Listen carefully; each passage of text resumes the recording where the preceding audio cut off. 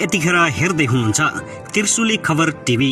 24 घण्टा ताजा खबरको लागि हाम्रो च्यानललाई सब्स्क्राइब गर्नुहोला, नजिक रहेको बेल आइकन दबाई हामीसँग जोडिनुहोला।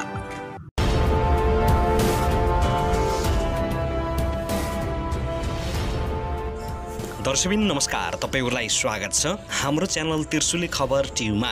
यदि हाम्रो च्यानललाई अहिलेसम्म सब्स्क्राइब गर्नु भएको छैन भने सब्स्क्राइब गरी नजिक रहेको बेल आइकन दबाई हामीसँग जोडिनुहोला। दर्शकबिन फेरि पनि हामी तपाईहरुमाझ निकै विशेष अपडेटका साथ उपस्थित भइसकेका छौं। यो भिडियोलाई अन्तिमसम्म हेरी हामीलाई साथ दिनुहोला। दर्शकबिन हाम्रो मेहनतको लागि एउटा सानो लाइक गर्न पनि नभुल्नुहोला। दर्शकबिन विघटित प्रतिनिधि सभाका सभामुख अग्निप्रसाद सापकोटाले संविधानको भावना र मर्मलाई आत्मसात गर्दै असाधारण निर्णय लिन सक्ने बताएका छन्। सभामुख सापकोटाले प्रतिनिधि सभा विघटन पछिको अवस्थाको सम्बन्धमा कानुनविदहरूसँग छलफल गर्ने क्रममा संविधान देश र जनताको रक्षार्थ असाधारण निर्णय लिन पनि पछि नपर्ने बताएका हुन्। उनले संसदको अब मूल्याङ्कन स्वीकार नहुने पनि बताएका छन्। सभामुख सापकोटाले बिहीबार संघीय संसद भवन नयाँ बानेश्वर स्थित लोत्से हलमा प्रतिनिधि सभा विघटन पछिको अवस्था र सभामुखको भूमिकाको सम्बन्धमा कानुनविद तथा न्यायिक क्षेत्रका विज्ञहरूसँग छलफल गरेका हुन्। छलफलका क्रममा कानुनविदहरूले प्रतिनिधि सभा विघटनको सम्बन्धमा आफ्नो धारणा राख्दै सभामुखलाई संविधान अनुरूप कदम चाल्न सुझाव दिएका छन्। सभामुख सापकोटाले कानुनविदहरूसँगको छलफलले आफूलाई सहयोग पुर्याएको बताएका छन्। पुनर्स्थापित संसदमा प्रभावकारी भूमिका हुन नसकेको उनले स्वीकारेका छन्। यद्यपि अहिले पहल कदमी बढेको उनको भनाइ छ। सभामुख सापकोटाले संविधान र प्रतिनिधि सभाको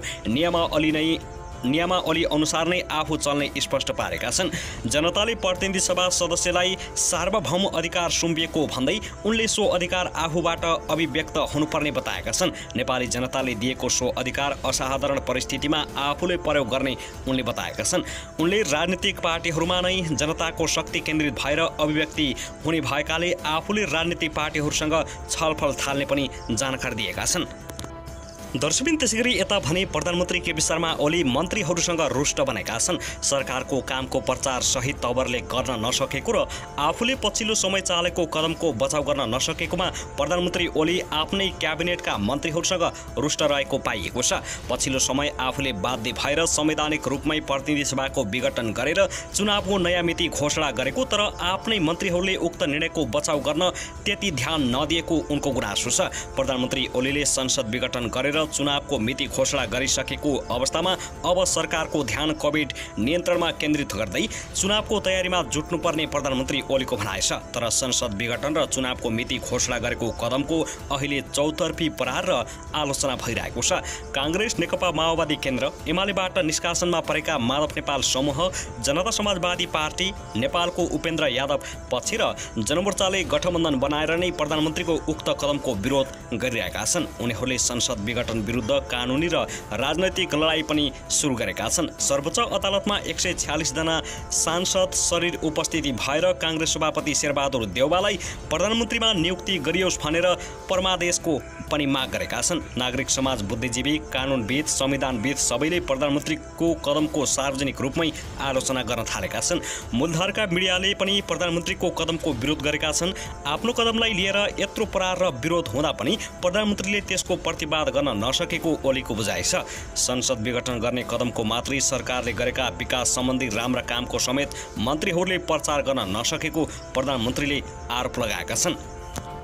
त्यसैगरी यता भने नेपाली कांग्रेस सम्बन्ध 28 संस्थाले प्रधानमन्त्री केपी शर्मा ओलीको सिफारिसमा राष्ट्रपति विद्यादेवी भण्डारीबाट भएको प्रतिनिधि सभा विघटन गैर संवैधानिक एवं संसदीय मर्यादा विपरीत रहेको ठहर गर्दै त्यस विरुद्ध एकजुट हुन सबैलाई अपिल गरेको छ।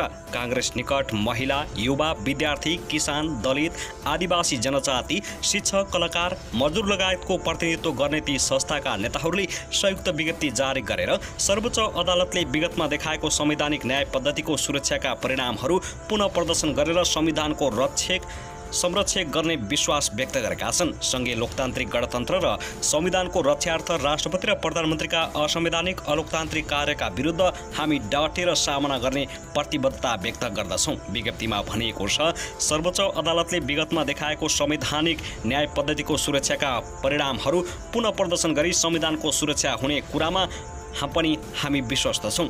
लोकतान्त्रिक मूल्य मान्यता र संविधानको प्रबन्ध विपरीत वर्तमान प्रधानमन्त्री ओलीले एकपछि अर्को गैर संवैधानिक गतिविधि गरेका कारण नेपालको राजनीति अहिले गम्भीर मोडमा पुगेको र त्यसबाट लोकतन्त्रमाथि नै प्रश्न चिन्ह खडा गरेको ठहर गर्दै उनीहरूले संविधान र सङ्घीय लोकतान्त्रिक गणतन्त्रको रक्षार्थ असंवैधानिक अलोकतान्त्रिक कार्यविरुद्ध डटेर सामना गर्नुपर्ने आवश्यकता रहेको औलाएका छन्। सरकारलाई समर्थन गरिरहेका दलहरूले समर्थन फिर्ता लिएर आफू अल्पमतमा परेपछि नयाँ सरकार गठन नहोस् भन्ने उद्देश्यले उनी प्रधानमन्त्री ओलीबाट अनेक कुतिर्क जालसाजी तथा अनेकौं षड्यन्त्रहरू गरिएको कुरा जगजाहेर नै छ। विज्ञप्तिमा भनेको छ, यस्तै जालसाजी र षड्यन्त्र मूलक ढङ्गबाट संविधानको धारा 76(2) कार्यान्वित हुन नदिई आफ्नै नेतृत्वमा 76(3) अनुसार अल्पमतको सरकार गठन गरेका छन्। यसरी गठित सरकारले संविधानको धारा 76(4) अनुसार 30 दिनभित्र विश्वासको मत लिई बहुमत सिद्ध गर्नुपर्ने